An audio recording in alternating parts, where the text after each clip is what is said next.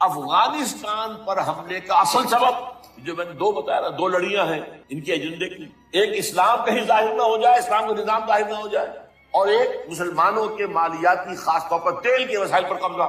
اب افغانستان میں کیا ہوا ہے، یہ سارا معاملہ تھا اسلام کا راستہ، کہ یہاں تو اسلام ایک شکل دکھا رہا ہے اپنی، اور اگر انہیں موقع مل گیا یہ تو ایک ایسی ویلفیئر اسٹیٹ قائم کر، زکوٰۃ کا نظام قائم ہو جائے گا تو اعلیٰ ترین ویلفیئر اسٹیٹ قائم ہو جائے گا، اور اگر یہاں پر جو ہے یہ ساری سزائیں نافذ، معاشرہ کرائم فری ہو جائے گا، لوگوں میں محبت ہوگی، مساوات ہوگی، اور یہ کہ عام لوگوں کے لیے ویلفیئر ہوگا، اور یہ سامنے نظام آ گیا تو پھر ہمارا یہ نظام کیپیٹلزم یہ کہاں رہے گا، اس کو تو منہ چھپانے کی جگہ نہیں ملے گی۔ لہذا افغانستان پر حملے کا اصل موٹیو، لیکن انہوں نے افغانستان میں کوشش کی طالبان کے زمانے میں، یونیکال جو ہے ان کی سب سے بڑی جو ہے کمپنی ہے، اس نے مذاکرات کیے، وہ دیکھ کر حیران ہے کہ یہ ان پڑھ، یہ ملے ملاٹے جو ہیں یہ تو بڑے ٹف بارگینر ہیں، اس طریقے سے پاؤں جما کر طالبان نے جو ان کے ساتھ مذاکرات کی اور ان سے اپنی شرطیں پیش، وہ گھبرا کر بھاگ گئے۔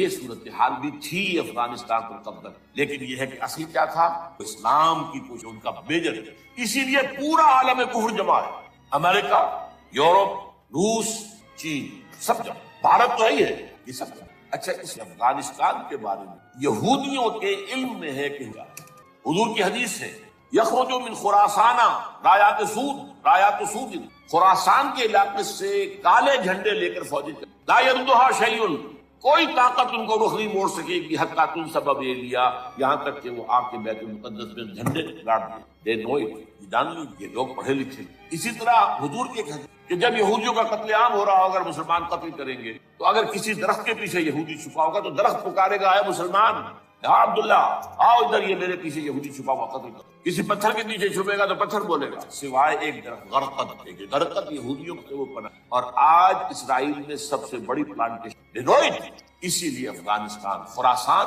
یہ افغانستان کا ہارٹ ہے، اور یہ بھی جان لیجیے ہمارا جو مالاکنڈ سے اوپر کا علاقہ ہے یہ بھی خراسان کا ہے، اولڈ خراسان، جسے گریٹر خراسان کہا جاتا ہے۔ ایک میں نے ایرانی سے پوچھا تھا اس کے بارے میں، نے کہا خراسان ہمارا ایک صوبہ ہے، مجھے معلوم ہے، جس کا دارالخلافہ مشہد ہے اور یہ ان کا مقدس شہر ہے، مکے کی طرح سمجھ۔ بہرحال میں نے کہا میں پوچھ رہا ہوں پرانا خراسان بزرگ، تو خراسان بزرگ کا انہوں نے بتایا پورا افغانستان، اور پھر یہ اسٹیٹس جو ہیں سینٹرل اسٹیٹس، اور ایران کا ایک حصہ اور پاکستان کا ایک حصہ، یہ جو مالاکنڈ کا، اور یہ بڑی معنی خیز بات ہے کہ وہی مالاکنڈ سے تحریک چلی، جو اصل تحریک طالبان پاکستان وہ سوات سے چلی۔ بہرحال اس وجہ سے، اس پہلو سے یہ جو ہے افغانستان پر حملے سے بڑا سبب وہ تھا کہ طالبان کون ہے، کہاں سے آ گئے ہیں، کوئی 30 سال پہلے تو ان کا کوئی تذکرہ نہیں تھا۔ ہاں، افغانستان میں طالب علموں کو طالبان کہہ دیا جاتا تھا، اس پہلو سے تو وہ موجود تھے، لیکن طالبان ایک سیاسی یا عسکری قوت کی حیثیت سے کیسے منظر پر آئے، اس کے لیے ذرا سرسری سا آپ کو جائزہ لینا ہوگا افغانستان کی تاریخ کے پچھلے 30-35 سال۔ افغانستان میں آپ کو معلوم ہے کئی سو سال سے ایک بادشاہی نظام چل رہا تھا، اور اکثر و بیشتر بڑا اطمینان کے ساتھ چل رہا تھا، امن کے ساتھ چل رہا تھا، اگرچہ افغانستان کے جو دیہی علاقے تھے ان میں رہنے والوں کی جو اکثریت، عظیم اکثریت ہے، وہ بڑی شدید مذہبی انداز کی تھی، نماز، روزہ اور اس پردہ، حجاب، یہ ان کے کلچر میں شامل ہے، یوں سمجھیے کہ یہ مذہب ہونے کا پہلو بعد میں آتا ہے، ان کے کلچر کا جزء۔ لیکن یہ ہے کہ جو بڑے شہر تھے، خاص طور پر کابل، وہ پوری طرح ویسٹرنائز ہو چکا تھا بادشاہ کے نام کے تحت۔ جب شاہ ظاہر شاہ آئے تھے ایک دفعہ پاکستان، ان کے ساتھ ان کی بیگم بھی تھی بلکہ، اور وہ اسکرٹ پہنے ہوئے، ٹانگیں ان کی ننگی تھی، تو لوگ بڑے حیران ہوئے کہ افغانستان، افغان بادشاہ کی بیگم جو ہے افغان ملکہ اس لباس میں۔ لیکن واقعہ یہی ہے کہ کابل جو ہے پورے طور پر ویسٹرنائز تھا، اکثر و بیشتر وہاں پہ جو لوگ نچلے طبقات میں تھے ان کے اندر ظاہر بات ہے کہ مذہب کا وہ جو کلچر ہے ان کا وہ موجود۔ اس کیفیت میں ایک سڈن چینج آئی جب سردار داؤد خان نے تختہ الٹا ظاہر شاہ کا، اور ان کی لیننگز جو ہیں، رجحان جو ہیں، وہ روس کی طرف زیادہ تھے، لیکن یہ کہ وہ کوئی خالص نظریاتی کمیونسٹ نہیں تھے۔ اس کے بعد آپ کو یاد ہوگا یقین بعد دیگرے کئی قتل ہوئے، سردار داؤد کو کسی نے قتل کیا، پھر اس کو کسی اور نے قتل کیا، پھر کسی اور نے قتل کیا، اور اس کے بعد آخر میں کیا ہوا کہ روسی فوجیں اور کرمل جو تھا اس کے ساتھ روسی فوجیں آ گئی۔ تو یہ جو ایک تبدیلی ہوئی ہے، اس کے خلاف جو ہے اسلامی قوتوں کی طرف سے ریزنٹمنٹ آئی، اس لیے کہ اگرچہ ان تبدیلیوں کے دوران کمیونزم جو ہے وہ کم سے کم جو شہری علاقے تھے افغانستان کے اس میں مضبوط قدم جما چکا تھا۔ پارٹیاں دو تھیں، پرچم اور خلق، لیکن ان دونوں کے درمیان فرق وہی تھا جو رشین ریولیوشن میں مولشوکس اور بولشوکس کا تھا۔ پارٹیاں دو لیکن نظریہ ایک، کمیونزم ایک، قیادتیں دو جدا، دو پارٹیاں۔ اسی طریقے سے ان کی پارٹیاں دو تھیں، آپس میں ان کا جو ہے پاور سٹرگل بھی جاری تھی، لیکن کمیونزم کے اوپر وہ بالکل جو ہے پورے متفق۔ اب یہاں پاکستان میں اس کا جو رد عمل ہوا اس کو سمجھیں، جو بہت صحیح ہوا۔ ابھی جب کہ وہ ریزسٹنس شروع ہوئی تھی اور روسی فوجیں نہیں آئی تھی، ابھی گویا کہ ایک لوکل فینومینا تھا، گویا کہ سب کچھ جو ہے وہ افغانستان کے اندر، جس کو میلٹنگ پاٹ کہتے ہیں، اسی کے اندر تھا۔ تو اس وقت بھی ظاہر بات ہے کہ کمیونزم کے خلاف مسلمانوں کے اندر اور مذہبی مزاج کے لوگوں کے اندر ایک رد عمل شروع ہوا، ریزسٹنس شروع ہوا، اور ان میں خاص طور پر کالجوں اور یونیورسٹیوں کے طلبہ کا حصہ بہت زیادہ تھا۔ یہ لوگ جو ہیں یا تو جماعت اسلامی کے زیر اثر تھے اور یا زیادہ تر جو ہے الاخوان المسلمون کے زیر اثر۔ انہی کے لیڈروں میں حکمت یار تھے، گلمدین حکمت یار، انہی میں احمد شاہ مسعود، اور ان دونوں کی بڑی گہری دوستی تھی، بہت گہرے ایک دوسرے کے ساتھ یہ گویا کہ کامریڈز تھے اور ساتھی تھے۔ پھر استاد ربانی، عبدالرسول سیاف، اس قسم کے لوگ، ان لوگوں نے جو ریزسٹنس موومنٹ شروع کی، تو یہاں بھٹو صاحب نے اس وقت بالکل صحیح قدم اٹھایا۔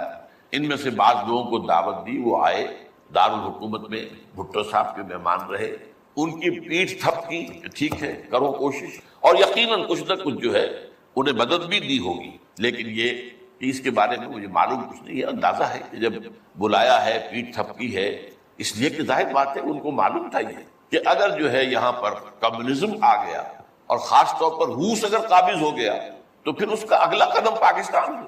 گویا کہ وہ جو صدیوں پرانا خواب ہے روسیوں کا، وہ زار کے زمانے کا خواب ہے کہ سائبیرین ریچ جو ہے وہ بہت ہی چاہتا تھا کہ کسی طریقے سے یہ افغانستان اور پاکستان کو رونتے ہوئے، اور وہ جو ہے بحیرہ عرب، عربین سی اور بحر ہند، انڈین اوشن کے گرم پانیوں تک پہنچ جائے۔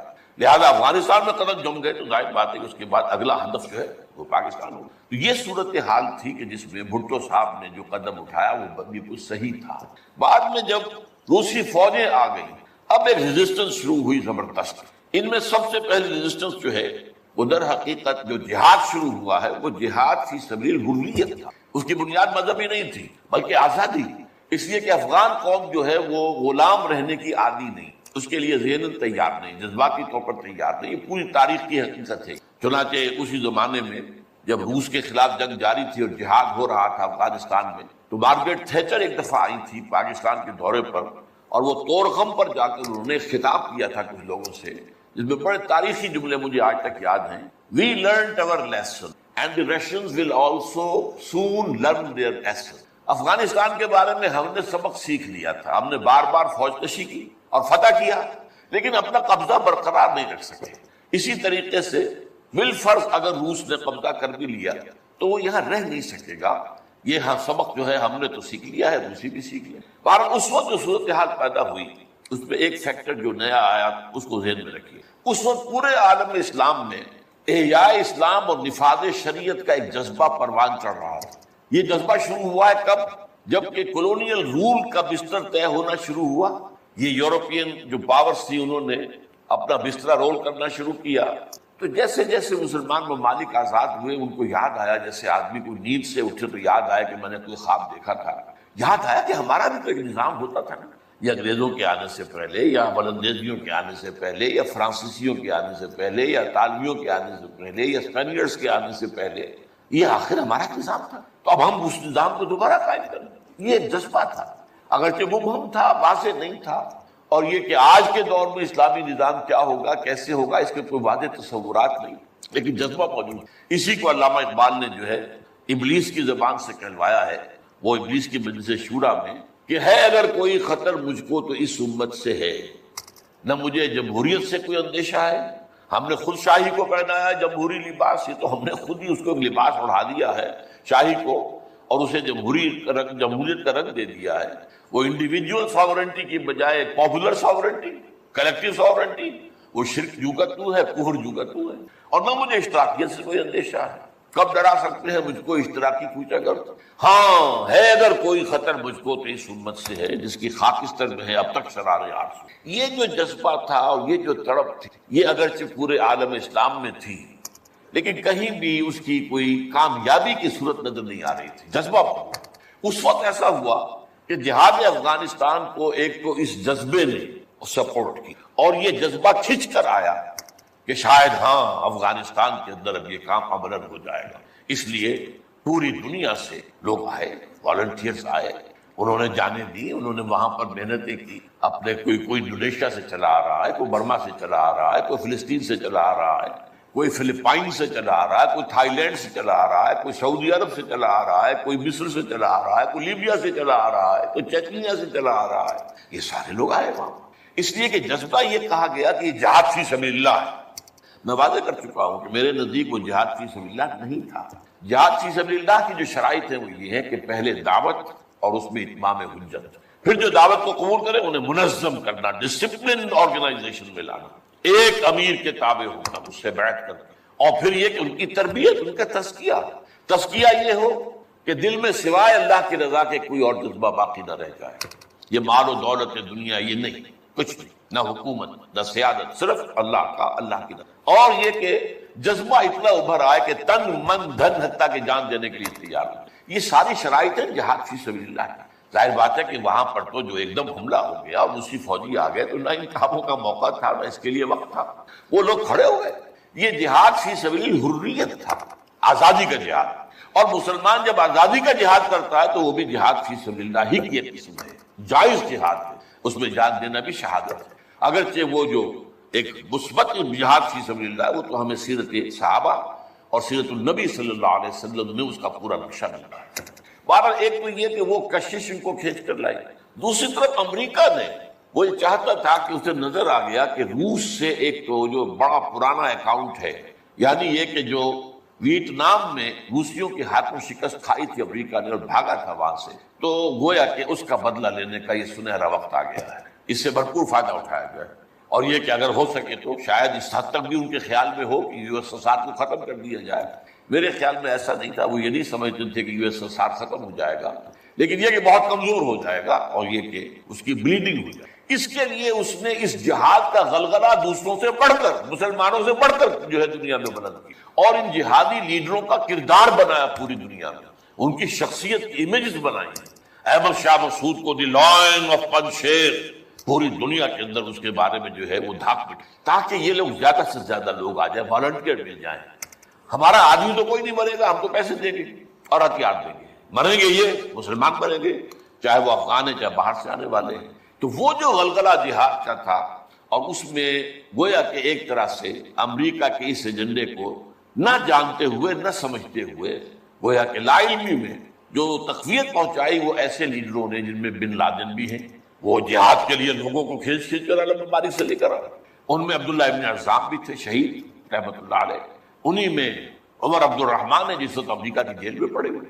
یہ سب لوگ کیا تھے؟ جہاد کے نام پر دنیا سے لوگوں کو لے کر آ رہے ہیں، اور اس میں گویا کہ نہ جانتے ہوئے ان نوئنگلی وہ امریکہ کے اعلی کار بن گئے۔ بہرحال اس میں نتیجہ جو نکلا، مجاہدین جب مجاہدین کو فتح ہو گئی، ظاہر بات ہے اس میں دونوں فیکٹر میں رکھیے، صرف مجاہدین کی سرفروشی اور جاں فشانی نہیں، امریکہ کے ہتھیار نے یقیناً اس میں ایک بڑا ڈیسائسو رول پلے کیا، خصوصاً تازہ ترین ہتھیار اسٹنگر میزائل جسے دنیا جانتی نہیں تھی وہ دے دیا۔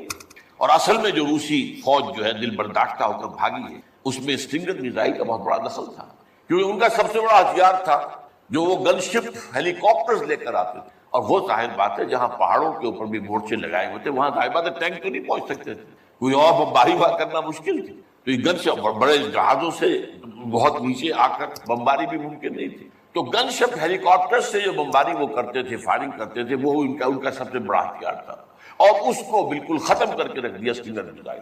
کہ میزائل آپ نے داغا ہے تو وہ یہ نہیں ہے کہ ہدف سے اگر نہ لگے ہدف پر تو ادھر ادھر ہو جائے گا، نہیں، جدھر وہ ہدف جائے گا اس کا پیچھا کرے گا، اس کے پیچھے پیچھے جائے گا، جدھر وہ مڑے گا ادھر وہ مڑ جائے گا۔ دورمال کفر ہے سو دار، جیسے وہ کفر جو ہے جو رخ موڑ لے تم بھی رخ موڑ لو، اور وہ تباہ کر دیتا تھا۔ تو یہ بہرحال جو بھی شکست ہوئی روس کو اور وہاں سے من چلا گیا، تو اس کے بعد امریکہ بھی فوری طور پر وہاں سے غائب. اس نے مجاہدین کے اندر گروپ بندی، باہمی کشاکش، یہاں تک کہ باہمی دشمنی کے بھی بیج بو دیے تھے. اور اس میں آئی ایس آئی بھی رول اس نے پلے کیا ہے.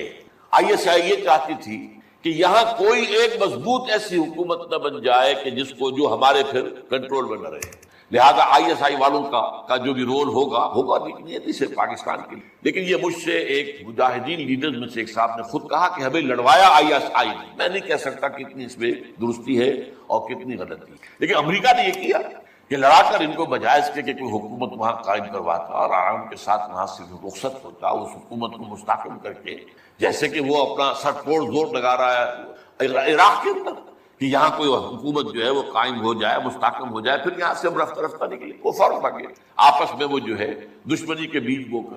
نتیجہ کیا نکلا؟ وہ جہاد فی سبیل اللہ، فساد فی سبیل اللہ. وہ تباہی آئی ہے افغانستان پر جو پہلے نہیں آئی تھی، روسیوں کے ہاتھوں نہیں آئی تھی، خاص طور پر کابل میں.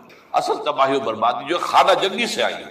اور اس کا ایک اور نتیجہ یہ نکلا کہ مختلف علاقوں میں وارڈ لارڈز نے اپنی چھوٹی چھوٹی حکومتیں، ریاستیں قائم کی. وارڈ لارڈز، ہتھیار ان کے پاس ہیں، اور وہ ہتھیار جو ہیں اس جنگ کے اندر امریکہ کے دیے ہوئے ان کے پاس بہت کافی جو ہے ابھی موجود تھے، ان کا اسلحہ خانہ تھا.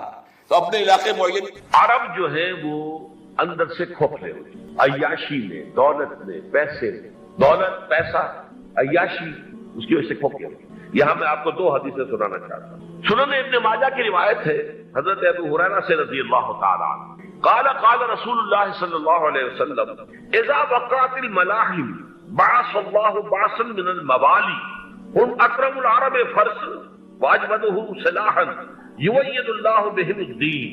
رواہ ابن ماجہ عن ابی ہریرہ رضی اللہ تعالی عنہ. جب ملاحم کا دور شروع ہوگا تو اللہ تعالیٰ اٹھائے گا ایک لشکر یا لشکروں پر لشکر موالی میں سے. موالی کون؟ عربوں نے جب فتح کیا تھا اس پورے علاقے کو خلافت راشدہ کے دوران، اور پھر وہ لوگ جو ہے، ایک رائے تو یہ تھی کہ انہیں غلام بنایا جائے ساری آبادیوں کو، لیکن یہ کہ حضرت عمر کا اجتہاد تھا، اس کے مطابق جو غلام نہیں بنایا گیا تو وہ موالی کی حیثیت رکھتے ہیں. عربوں میں دم نہیں ہے، موالی میں سے لشکر اٹھیں گے کہ جو در حقیقت حضرت مہدی کی حکومت کو قائم کریں. دوسری حدیث سنیے عن عبداللہ بن الحارث رضی اللہ تعالی عنہ، اور یہ ابن ماجہ کی روایت ہے. قال قال رسول اللہ صلی اللہ علیہ وسلم یخرج الناس من المشرق فیوتئون للمہدی یعنی سلطان. لشکر نکلیں گے، لوگ آئیں گے مشرق سے، اور وہ حضرت مہدی کی حکومت کو جمائیں گے اور قائم کریں گے. اب ذرا نوٹ کیجئے کہ جزیرہ نماء عرب کے مشرق میں کون سے ملک ہیں؟ تین: ایران، افغانستان، پاکستان. یہ تین سالڈ مسلم ممالک، مسلم آبادی اکثریت. ویسے تو یہ کہ آگے ہندوستان میں 20 کروڑ مسلمان ہیں، لیکن وہ 20 کروڑ جو ہے وہ تو 80 کروڑ کے اندر تحلیل ہو جاتے ہیں غیر مسلموں میں. لیکن یہاں جو معاملہ ہے یہ خالص اکثریت. ان میں سے ایران کا معاملہ جہاں تک ہے، نمبر 1 یہ کہ وہ شیعہ عقائد کے حصار میں بند ہے، اس سے ادھر ادھر ہونا اس کے لیے ممکن نہیں. حدیث میں یہ بھی آتا کہ اصفہان سے 70,000 یہودی دجال کا ساتھ دیں گے. لیکن بہرحال خراسان ایک صوبہ ہے افغانستان کا اس وقت بھی شمال مشرقی کونے میں، مجھے امید ہے وہاں سے خیر کی، کیونکہ خراسان کا لفظ وہاں پہ شامل ہے. اور حضور کی حدیث میں بعد میں آپ کو سناؤں گا کہ خراسان سے فوجیں چلیں گی جو یروشلم کو دوبارہ حاصل کریں گی، فتح کریں گی. جیسے پہلے یروشلم کھویا عربوں نے تھا، دوبارہ حاصل کیا تھا کرد نے، کرد خون صلاح الدین ایوبی رحمت اللہ علیہ. ایسے اب پھر عربوں نے کھویا ہے، لیکن لینے والے خراسان سے لشکر آئیں گے. یخرج من خراسان رایات سود لا یردها شیء حتی تنصب بإیلیا. خراسان کے علاقے سے کالے علم لے کر لشکر چلیں گے جن کے رخ کو کوئی موڑ نہیں سکے گا جب تک کہ وہ جا کر یروشلم میں نصب کریں. اس کے بعد نام آتا ہے پاکستان کا. یہ ہے میری اور آپ کی داستان، اور یہ ہے سبب جس کی وجہ سے کہ میں آپ سے یہ گفتگو کر رہا ہوں. اصل میں تو کس لیے؟ محض ایک علمی استفادہ، محض اپنی بات آراء کو ظاہر کرنے کا شوق نہیں، بلکہ یہ کہ اپنی ذمہ داری ہم پہچانے کہ ہم کس مقام پر کھڑے ہیں. دیکھیے اس پاکستان کے بارے میں یا ہندوستان کے بارے میں علامہ اقبال نے کہا تھا اپنے ترانہ ملی میں، میرے عرب کو آئی ٹھنڈی ہوا جہاں سے، میرا وطن وہی ہے، میرا وطن وہی. اور مجھے بتایا گیا کہ سنن ابی داؤد میں یہ روایت موجود ہے کہ حضور نے فرمایا کہ ہندوستان کی طرف سے مجھے ٹھنڈی ہوا آتی، اگرچہ مجھے وہ حدیث ابھی نہیں ملی، لیکن حزب التحریر کا ایک کارڈ مجھے ملا تھا، تو اس میں اس حدیث کا اور اس میں ابن داؤد ابو داؤد کے روایت کا حوالہ موجود ہے. لیکن میں جو چیز آپ کو بتا چکا ہوں وہ یہ کہ الف ثانی کا پورا تجدیدی کارنامہ اس ہندوستان کی سرزمین میں ہوا. مجدد الف ثانی شیخ احمد سرندی، شاہ ولی اللہ دہلوی، سید احمد بریلوی، وہ تو ہمارے پاکستان میں آ کر جو ہے ان کا خون جذب ہوا ارض پاکستان میں. پھر شیخ الہند مولانا محمود حسن. تحریک خلافت چلی تو صرف ہندوستان میں چلی اور کہیں نہیں چلی. آزادی کی تحریک چلی پوری دنیا میں، وہ نیشنلزم کی بنیاد پر چلی، ملے نیشنلزم، عرب نیشنلزم، ٹرک نیشنلزم. ہمارے ہاں چلی تو اسلام کے نام پر پاکستان کا مطلب کیا، لا الہ الا اللہ. پھر پاکستان قائم ہوا معجزے کے طور پر، بلکہ نازل ہوا ہے لیلۃ القدر میں. انا انزلناہ فی لیلۃ القدر، جیسے قرآن نازل ہوا لیلۃ القدر میں، یہ پاکستان بھی نازل ہوا لیلۃ القدر. اس کا برقرار رہنا ابھی تک معجزہ ہے. ہندو یہ سمجھتا تھا، کانگریس سمجھتی تھی کہ جھٹپٹ ختم ہو جائے گا. پھر یہ کہ اس کا قرارداد مقاصد کا پاس ہو جانا، مزید بھی اور اضافی دفعات دستور میں آ جانا، اب کمرشل انٹرسٹ کو ربا قرار دے کر حرام قرار دینا، یہ سارے لینڈ مارکس ہیں کہ جو اشارہ کر رہے ہیں کسی اس کی طرف معاملہ کدھر جا رہا ہے. پھر یہ کہ یہ جو 14ویں صدی کے مجدد تھے شیخ الہند، اس کے بعد سے کچھ ایسی شخصیتیں عظیم پیدا ہوئی ہیں ہند میں، جن کو میں سمجھتا ہوں کہ 14ویں صدی کے مجدد اور 15ویں صدی کے مجدد کے درمیان یہ 15ویں صدی کے مجدد کی راہ کو سیدھا کرنے والے، جیسے کہ حضرت یحییٰ نے کہا تھا میں تو آنے والے کا راستہ سیدھا کر رہا ہوں حضرت عیسیٰ کے لیے، ایسے ہی 15ویں صدی کے لیے امام مہدی کے لیے راستہ صاف کرنے والے سب سے پہلے علامہ اقبال، جنہوں نے اسلام کا تصور دین کی حیثیت سے دوبارہ زندہ کیا ہے، ورنہ اسلام ایک مذہب کی شکل اختیار کر چکا تھا. پھر مولانا مودودی، مولانا ابوالکلام آزاد حکومت الہیہ کے نعرے کے ساتھ میدان میں آئے. یہ اقبال نے جو تصور پیش کیا تھا اس پر عملی جدوجہد کے لیے حزب اللہ قائم ہوئی. نوٹ کر لیجیے 11 برس کا فرق ہے عمر کا علامہ اقبال کے اور ابوالکلام کے. اور 1913 میں جب حزب اللہ قائم کی ہے اس وقت علامہ اقبال کی ملی شاعری اپنے عروج کو پہنچ چکی تھی. پھر یہ کہ علامہ اقبال کے بعد تعبیل جو ہے اس کام کی وہ ابوالکلام نے کی، لیکن روایتی علماء کی شدید مخالفت کی وجہ سے وہ بدل ہو کر چھوڑ گئے، کانگریس میں شامل ہو گئے. بساط جو ہے حزب اللہ کی انہوں نے لپیٹ دی. پھر مولانا مودودی آئے، انہوں نے وہ ڈور جو ہے اس کا سرا تھاما، جماعت اسلامی قائم کی حکومت الہیہ ہی کے قیام کے لیے.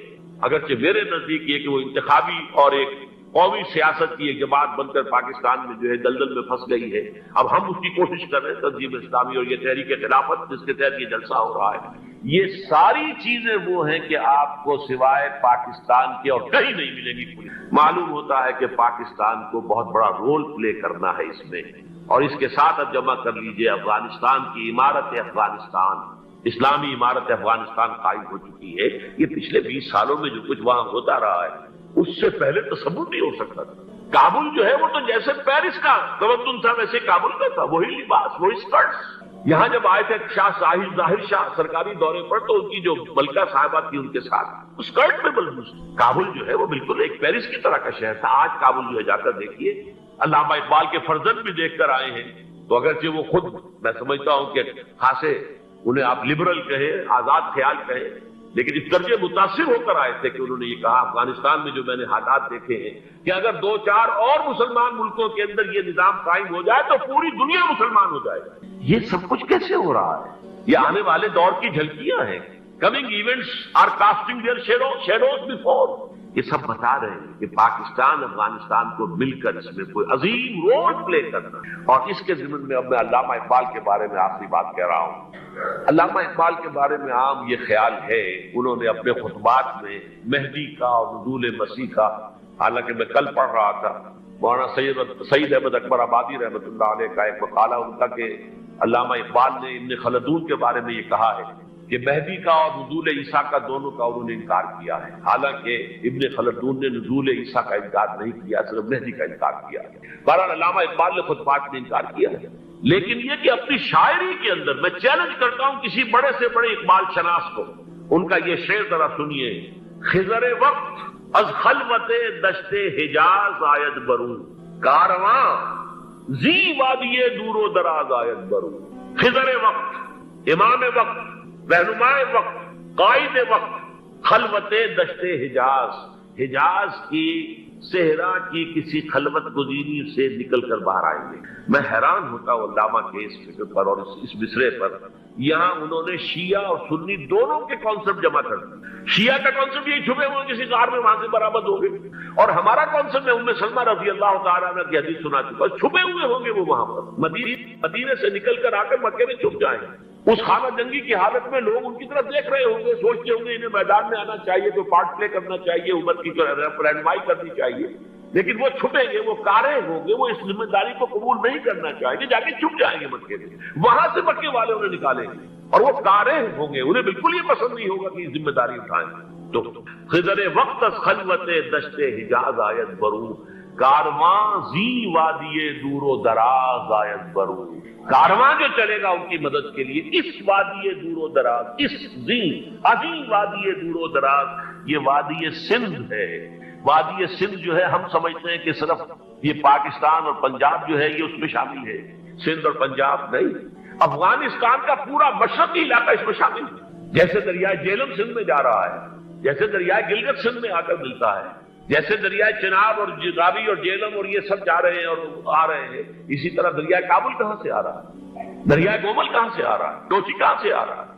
یہ سارا جو ہے ڈرین جو ہو رہا ہے, ایسٹرن جو ہے پارٹ آف افغانستان, یہ سب وادی ہے. اس وادی کے یہ دو حصے ہیں, ایک حصہ جو ہے یہ ادھر پاکستان میں ہے, اور اسی وادی کا دوسرا حصہ جو ہے وہ افغانستان میں. کارواں زی وادی دور و دراز آیت برو, کارواں چلے گا یہاں سے, یخرج ناس من المشرق یؤتون للمہدی یعنی سلطان ہی, مشرق سے فوجیں چلیں گی کہ جو مہدی کی حکومت قائم کریں گی, اور یخرج من خراسان رایات و سود, اور خراسان سے سیاہ پرچم چلیں گے کہ جن کا رخ کوئی موڑ نہیں سکے گا, حتیٰ تنصب لیا, یہاں تک کہ وہ جا کر یروشلم سے دفن ہو جائے گا. حضرات, میں ایک میری گفتگو کا حصہ باقی تھا لیکن میں اسے چھوڑ رہا ہوں, اس لیے کہ گلوبلائزیشن جو اس کی ہوگی, جو خلافت علی منہاج النبوہ کی تجدید کامل حضرت مہدی کے ہاتھوں عرب میں ہوگی, اس سے پہلے اس کے لیے محنت, کوشش, جد و جہد پاکستان اور افغانستان میں ہو چکی ہوگی جو اسے سپورٹ کرے گی اور وہاں جا کر حکومت قائم کرے گی.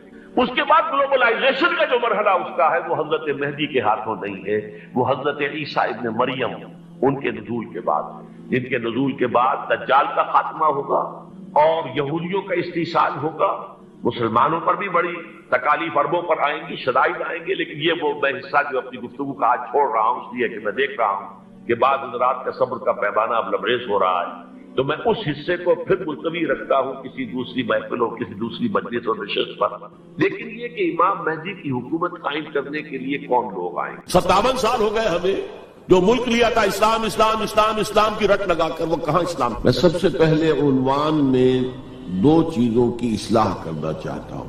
دیکھیے, بر صغیر کی اصطلاح غلط ہے. بر صغیر تو کسی چھوٹے سے جزیروں کو بھی کہہ دیں گے, چھوٹی خشکی. یہ ترجمہ کیا گیا ہے سب کانٹیننٹ کا, کانٹیننٹ کہتے ہیں بر اعظم کو, بر اعظم کانٹیننٹ. تو اعظم سے نیچے آتا ہے عظیم, یہ بر عظیم ہے ہند, بر عظیم پاک و ہند. آج ہم اسے پاک و ہند کہیں گے, پہلے یہ بر عظیم ہند تھا. یہ غلط لفظ ہمارے ہاں لکھنے میں بولنے میں آ گیا ہے. بر صغیر تو کسی چھوٹے سے جزیرے کو بھی کہہ دیں گے, چھوٹی سی خشکی. یہ بہت بڑی خشکی ہے. یہ بر اعظم ایشیا کا ایک بہت بڑا علاقہ ہے, اس لیے اعظم سے ایک سیڑھی نیچے اتریے تو عظیم ہوتا. یہ بر عظیم ہے, بر صغیر نہیں. اسی طرح مسلمان غیر اسلامی ریاست میں اس میں بھی ایک مغالطہ ہے, گویا کہ دنیا میں کوئی خالص اسلامی ریاست بھی ہے, جبکہ آج دنیا کی تمام مسلمان مملکتیں خالص غیر اسلامی ہیں. تو گویا کہ بنیادی طور پر کوئی فرق واقع نہیں ہوا. مسلم اکثریت کا ملک ہونا اور بات ہے, اور اسلامی ریاست ہونا اور بات ہے, زمین و آسمان کا فرق. بہرحال ان دونوں موضوعات پر میں کوشش کروں گا کہ اپنے خیالات آپ کے سامنے رکھوں, اور مجھے اندیشہ ہے کہ آپ میں بہت سے حضرات میری بعض آراء سے اتفاق نہیں کریں گے, لیکن میں خلوص و اخلاص کا تقاضا پورا نہیں کروں گا, نہ اپنی ذات سے نہ آپ سے. اگر وہی بات آپ سے نہ کہوں اور آپ کے سامنے نہ رکھوں کہ جو میری حقیقی رائے ہے, تو میں چند باتیں رکھوں گا, قبول کرنا نہ کرنا آپ کا کام ہے. دیکھیے, بر عظیم پاک و ہند کے ضمن میں سب سے پہلے تو دو بدقسمتیوں کو نوٹ کر لی. پہلی بدقسمتی یہ کہ یہ بر عظیم دور نبوت کی سعادتوں سے محروم رہا. دور نبوت میں یہاں تک دعوت اسلام نہیں پہنچی. اکا دکا کوئی لوگ مسلمان ہوئے ہیں. مالابار کا کوئی راجہ تھا جس نے شق القمر کا معجزہ اپنی آنکھوں سے دیکھا تھا. اسے جب معلوم ہوا کہ یہ تو اصل میں ایک عرب میں پیدا ہونے والے رسول کی انگلی کے اشارے سے ہوا تھا تو وہ ایمان لے آیا.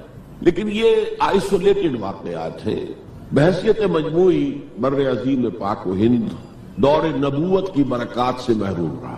پھر یہ کہ دور خلافت راشدہ کی برکات سے بھی محروم رہا. یہاں اسلام کسی قابل ذکر حیثیت میں آیا ہے دور بنی امیہ میں، وہ بھی کسی دعوت و تبلیغ کے مثبت مقصد کے لیے نہیں، بلکہ ایک انتقام اور بدلے کے لیے کہ کچھ مسلمان تاجروں کا ایک بحری قافلہ جو سرندیپ سے لنکا سے جا رہا تھا عرب کی طرف، اسے یہاں کراچی کے قریب اسے یہاں کے سندھی ڈاکوؤں نے لوٹ لی. اس پر مطالبہ آیا اسلامی مسلمان حکومت کی طرف سے. وہ ملوکیت تھی. اب وہ اسلامی حکومت اس معنی میں نہیں رہی تھی جس معنی میں کہ خلافت راشدہ اسلامی حکومت تھی کہ جو قیدی ہیں تمہارے پاس رہا کرو اور کمپنسیٹ کرو جو بھی نقصان یہاں ان مسلمان تاجروں کا ہوا ہے.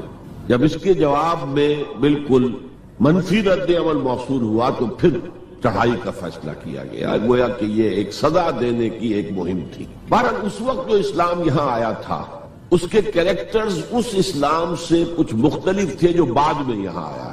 وہ اسلام جو محمد ابن قاسم کی سرکردگی میں سندھ میں آیا اور سندھ سے آگے بڑھ کر ملتان بلکہ موجودہ پاکستان کے تقریباً پورے نصف علاقے تک پہنچ گیا تھا، فٹ ہلز آف کشمیر تک. تو یہ اسلام خالص عربی اسلام تھا. ملوکیت تو آ گئی تھی لیکن بدویت اور عربیت جو ہے اس کی چھاپ اس پر ابھی گہری تھی. اور اس اسلام میں نہ ابھی فرقے تھے، نہ مسلک تھے، نہ حنفی، نہ مالکی، نہ شافعی، نہ حنبلی. نہ عقائد کے بارے میں بحثیں شروع ہوئی تھی، علم کلام کی بحثیں ہوئی تھی. نہ ابھی یونانی فلسفے اور منطق کا حملہ ہوا تھا. ابھی کچھ نہیں تھا. سادہ اسلام اپنی اصل سادگی پر برقرار تھا. چنانچہ اس کی قوت تسخیر بڑی زبردست ثابت ہوئی. اور خاص طور پر محمد ابن قاسم جو نوجوان 17-18 برس کا نوجوان اور نہایت نیک اور پاک باز، سندھ کے ہندوؤں نے جو اپنی ایک روایت ہے کہ اس طرح کا آدمی تو کوئی اوتار ہی ہو سکتا ہے. فارسی میں بھی کہا جاتا ہے کہ در جوانی توبہ کردم شیوے پیغمبر است. جوانی کے اس عمر میں بھی کوئی شخص پاک زندگی گزار رہا ہو تو یہ تو پیغمبروں کا طریقہ ہے. اور ہندوستان میں تصور پیغمبروں کا نہیں تھا، اوتاروں کا تھا. تو اسے بھی ایک اوتار سمجھ کر اس کی مورتیاں تراش کر مندروں میں رکھ لی گئیں اور ان کو پوجا جانے لگا. یہی چیز اس کے لیے خطرے کا سبب بن گئی ہے کیونکہ اب بیک ہوم اسلام کا جو اصل گھر تھا عرب، اس میں ملوکیت آ چکی تھی. اور ملوکیت کبھی اسے برداشت نہیں کر سکتی کہ کوئی اور شخص اتنا پاپولر ہو جائے کہ اسے چیلنج کر سکے. لہذا محمد بن قاسم کو بلایا گیا اور شہید کر دیا گیا. اب اس کے بعد ظاہر بات ہے کہ وہ اسلام ریسیڈ کرنا شروع ہوا، واپس آنا شروع ہوا. اس کے کچھ اثرات اس علاقے میں رہ گئے لیکن اسلام کی واپسی ہو. یہ اسلام کا پہلا ورود تھا بر عظیم کی سرزمین پر. اس کے بعد اسلام آیا ہے 300 برس بعد. اور اب یہ آیا ہے شمال مغربی سرحدی صوبے میں جو درے ہیں، کوہ سلیمان میں، کوہ ہندو کش اور کوہ سلیمان میں درائے خیبر ہے، درائے ٹوچی ہے، درائے گومل ہے، درائے بولان ہے، یہاں سے آنا شروع. اس اسلام کی خصوصیات کچھ اور تھی. ان 300 سالوں میں فقہی مسالک بھی پیدا ہو چکے تھے. حنفی، مالکی، شافعی، حنبلی، ان کے درمیان اختلافات بھی تھے، بحثیں بھی تھیں، مناظرے بھی تھے. دوسرے ایک خاص جو ہے تصوف کا فن جو ہے وہ بہت ترقی کر چکا تھا اور اس میں اکثر و بیشتر وحدت الوجود کا تصور اس کی بنیاد میں موجود تھا.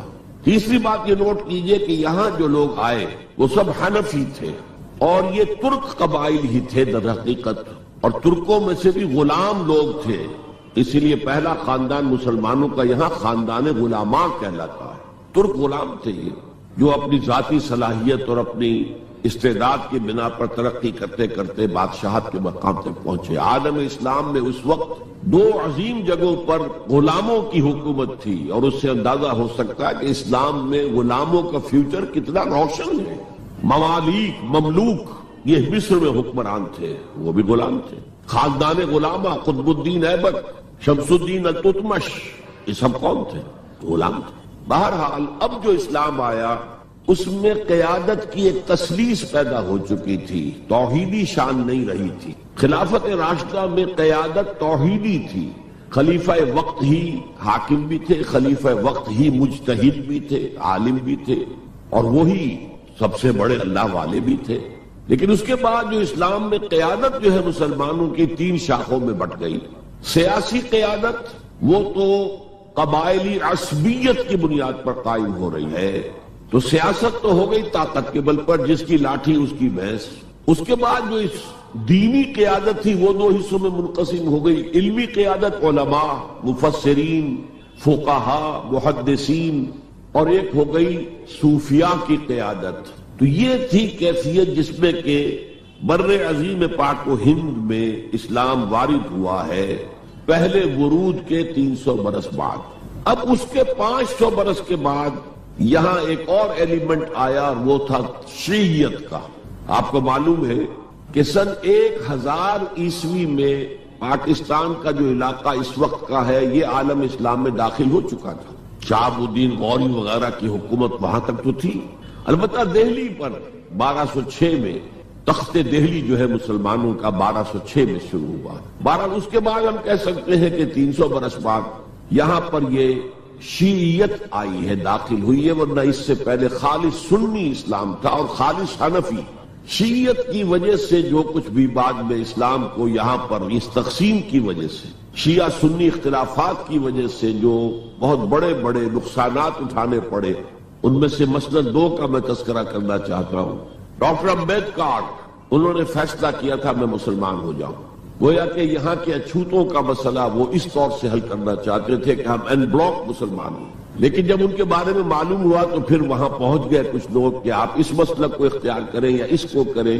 وہ اسی حیث بیس پہ پھر انہوں نے فیصلہ کیا کہ میں کوئی بھی نہیں اختیار کروں، اگر کوئی ایک اسلام ہے ہی نہیں، اب میں ایک کو اختیار کرتا ہوں تو دوسرے سے میری مخاصمت ہو جائے گی، دوسرے کو اختیار کرتا ہوں تو پہلے سے ہو جائے گی۔ اب اگلا دور آیا، ہندوستان میں انگریز آ گئے۔ یہاں موجود بہت سے غیر مسلموں کو شاید میری باتیں اب کچھ ناگوار گزریں، لیکن کچھ حقائق ہیں جو تلخ ہیں لیکن حقائق ہیں، انہیں سمجھنا چاہیے۔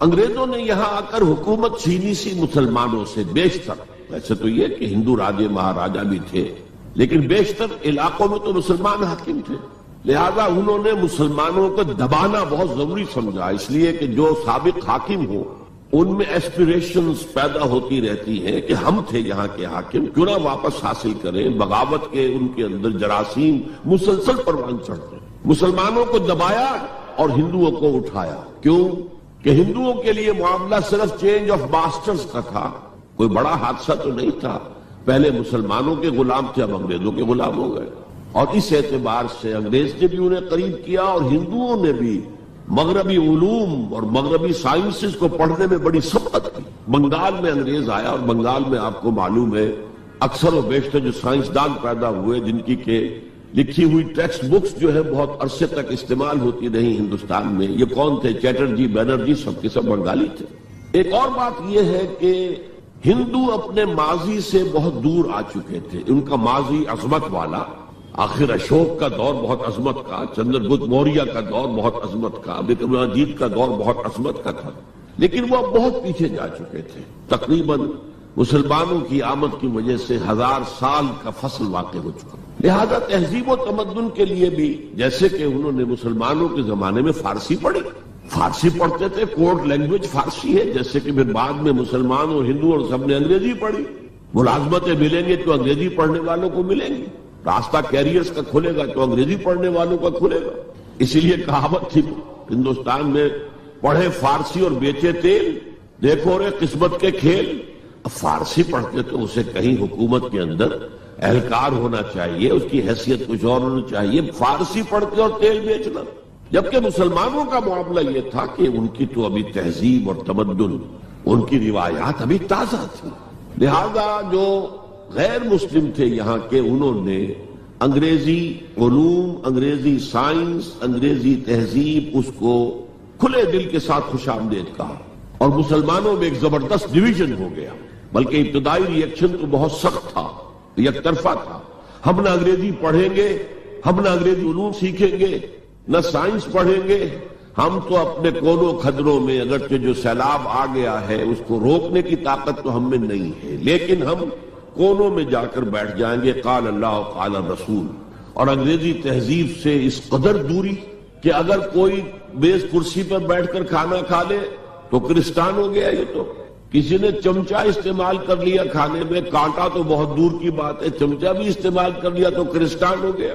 تو اس درجے ریئیکشن تھا علماء کے زیر اثر حلقوں میں، گویا کہ وہ جو گاندھی جی کا فلسفہ تھا نان کوآپریشن، تو مسلمانوں نے انگریزوں کے ساتھ شدید قسم کا naan cooperation from the very beginning شروع کی۔ اس پر سر سید احمد خان نے ان دونوں چیزوں کی مخالفت کی۔ ایک تو انہوں نے انگریزوں کو بتایا کہ دیکھو یہ جو آزادی کی جنگ تھی یہ صرف مسلمانوں کی نہیں تھی، 1857 کی، یہ تو مشترک تھی، تو اس کے اندر کیا سبب ہوا ہے، اس کی وجہ سے آپ مسلمانوں سے بودھ محسوس نہ کریں۔ اور مسلمانوں سے بھی کہا بھائی انگریزی پڑھو، انگریزی علوم حاصل کرو، سائنس پڑھو، سائنٹیفک نالج حاصل کرو، ورنہ تمہاری حیثیت ہندوستان میں کیا رہ جائے گی، پلے دار رہ جاؤ گے یا گوشت فروش رہ جاؤ گے، اللہ اللہ خیر صلی اللہ، اور تمہاری کوئی حیثیت نہیں رہے گی۔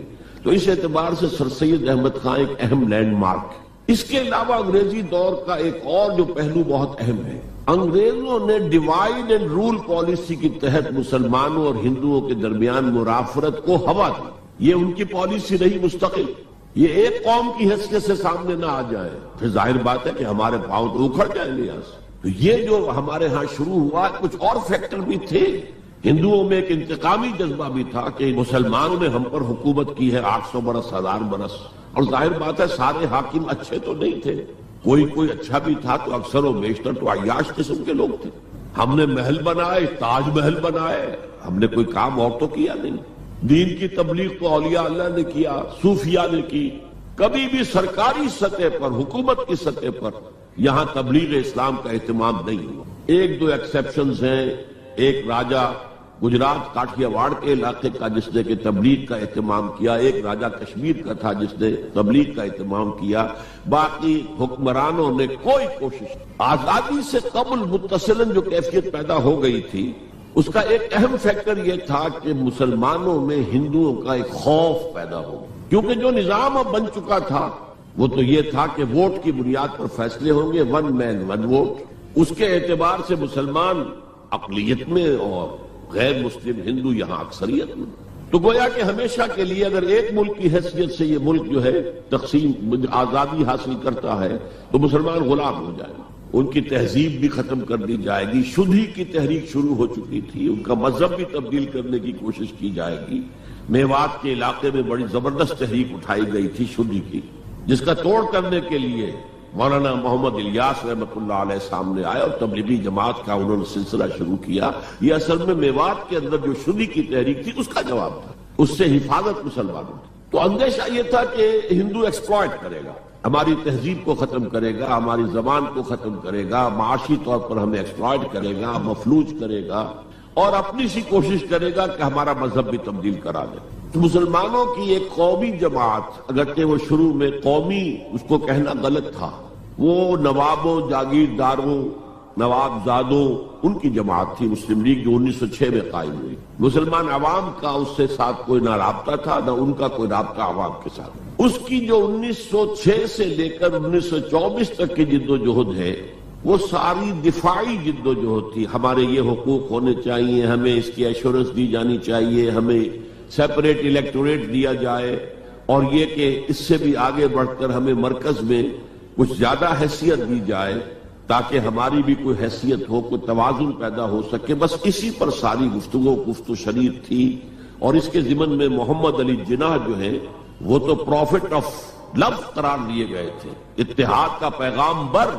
وہ 1906 میں تھے انڈیا میں موجود، مسلم لیگ میں شامل نہیں ہوئے تھے، کانگریس کے رکن تھے۔ اس کے بعد 1913 میں جا کر مسلم لیگ میں شامل ہوئے ہیں مولانا محمد علی جوہر کے کہنے پر، پھر بھی کانگریس کے رکن بھی رہے، مسلم لیگ کے رکن بھی رہے، اور انہوں نے حتی الامکان کوشش کی کہ کوئی فارمولہ ایسا بن جائے جس پہ کہ اتحاد ہو جائے اور ضمانت مل جائے کہ مسلمانوں کے ساتھ کوئی اس قسم کا سلوک نہیں کیا جائے گا کہ وہ بالکل یوں سمجھیے کہ ایک نیچے لگ کر رہ جائیں اور ان کی کوئی حیثیت نہ رہے. لیکن وہ ناکام ہوئے، شدت کے ساتھ ناکام ہوئے، اور پھر اس درجے مایوس ہوئے کہ ہندوستان چھوڑ کر جا کر انگلستان میں بس گئے اور وہاں انہوں نے اپنی لیگل پریکٹس شروع کر دی.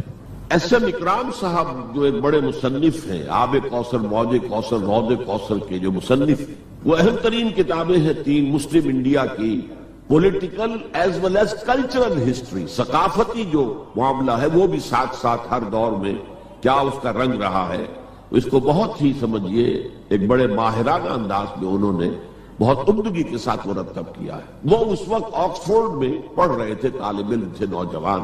وہ ملے محمد علی جناح سے. اس وقت تک ابھی وہ قائد اعظم کا تو خطاب انہیں نہیں ملا تھا، محمد علی جناح. اور ان سے کہا آپ ہندوستان چھوڑ کے کیوں آ گئے؟ ہندوستان کے مسلمانوں کو تو آپ کی ضرورت ہے. تو انہوں نے سخت الفاظ کہے تھے کہ ہندو ناقابل اصلاح ہے. یہ اس وقت کی ہندو قیادت پر ان کا تبصرہ تھا. اور مسلمانوں کا حال یہ ہے کہ ان کا کوئی لیڈر مجھ سے صبح جو بات کرتا ہے شام تک ڈپٹی کمشنر یا گورنر تک پہنچا دیتا ہے. تو ایسی قوم کی قیادت میں کیسے کروں؟ لیکن اصل میں ایک ٹرننگ فیکٹر آیا ہے، turning point in the history of Muslim league movement, and that was 1930. اس میں جو الہ آباد میں مسلم لیگ کا سیشن ہوا تھا، اس میں خطبہ صدارت دیا تھا علامہ اقبال نے. علامہ اقبال اس سے پہلے ہندوستان میں ایک سور پھونک چکے تھے کہ اب اسلام کی نشأت ثانیہ کا دور آنے والا ہے، اسلام جو ہے دوبارہ دنیا کے اندر برسر عروج آئے گا. ایک امید افزا صورتحال علامہ اقبال نے اپنی ملی شاعری سے پیدا کر دی. کتاب ملت بیضا کی پھر شیرازہ بندی ہے، یہ شاخ ہاشمی کرنے کو ہے پھر برگ و بر پیدا. سبق پھر پڑھ صداقت کا، شجاعت کا، عدالت کا، لیا جائے گا تجھ سے کام دنیا کی امامت کا. نوا پیرا ہو اے بلبل کے ہو تیرے ترنم سے، کبوتر کے تنے نازک میں شاہی کا جگر پیدا. اور ویسٹرن سیویلائزیشن کو انہوں نے چیلنج کیا تھا. دیار مغرب کے رہنے والوں، خدا کی بستی دکان نہیں ہے، کھرا جسے تم سمجھ رہے ہو وہ اب ذرے کب عیار ہوگا. تمہاری تہذیب اپنے خنجر سے آپ ہی خودکشی کرے گی، جو شاخ نازک پہ آشیانہ بنے گا ناپائیدار ہو. کہ یہاں فرسٹ ورلڈ وار کے بعد جو عالم اسلام کی کیفیت ہوئی تھی اس پر کس قدر یاس انگیز، نا امیدی سے بھرا ہوا مرثیہ مولانا حالی نے لکھا تھا. قوم کی زبان اس وقت وہ قومی شاعر، قومی شاعر جو ہے قوم کی زبان ہوتا ہے. پستی کا کوئی حد سے گزر نہ دیکھے، اسلام کا گر کر نہ ابھر نہ دیکھے. مانے نہ کبھی مد ہے ہر جزر کے بعد، دریا کا ہمارے جو اتر نہ دیکھے. اور آخر میں جو مناجات بحضور سرور کونین صلی اللہ علیہ وسلم، اے خاصہ اے خاصان رسول وقت دعا ہے، امت پہ تیری آ کے عجب وقت پڑا ہے. وہ دین جو بڑی شان سے نکلا تھا وطن سے، پردیس میں وہ آج غریب الغربا ہے.